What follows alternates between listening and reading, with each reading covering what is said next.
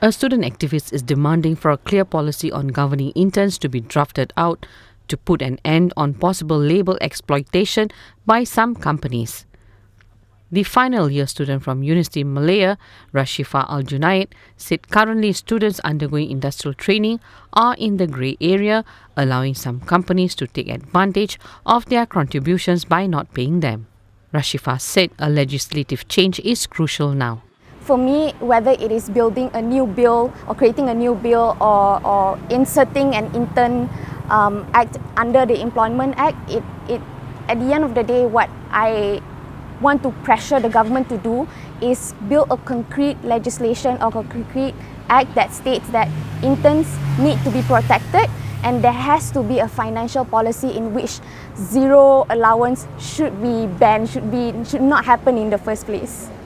The International and Strategic Studies student has started her own campaign advocating for dignified allowance for students undergoing industrial training in her university. The reason why I started doing this campaign was because I wanted to spread awareness on how internships are not free labour. I believe that any labour conducted in a corporate or company should be paid no matter what. Whether you're making coffee or cleaning the toilets, that is still labour. Interns, no matter what, should live a dignified life as well, where they don't have to risk the risk of starvation and not having food on their tables and not having a roof up on their heads. Rashifa went around the campus wearing a handmade placard with a writing that said intern bukan buruh percuma or interns are not free labour, and posting photos on her Twitter account to create awareness. She has been receiving a mix of reactions from the public since the first post made. And in the beginning, I was, maybe because it's in my own Twitter, I was getting the reactions of my own friends and my own followers. They were positive. But when it started going viral, I started getting a different perspective, I would say, in terms of how internships should be paid.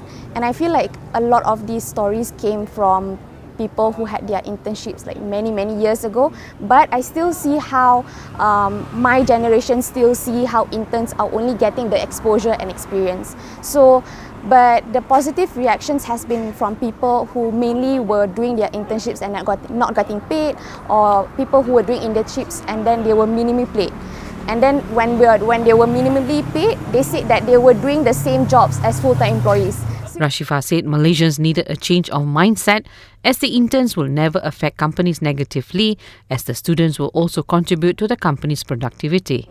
So I would say there has been positive reactions from MPs, but positive reaction does not equate to legislative change. So I do hope at least in the next parliament sitting, this issue can actually be debated from both sides. And I think it's not really a debatable subject, because at the end of the day, it's a lot of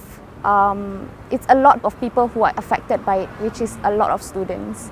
Recently, Prime Minister Datuk Sri Anwar Ibrahim had urged companies to consider giving interns a reasonable allowance to cover their daily needs while they are on industrial training programs.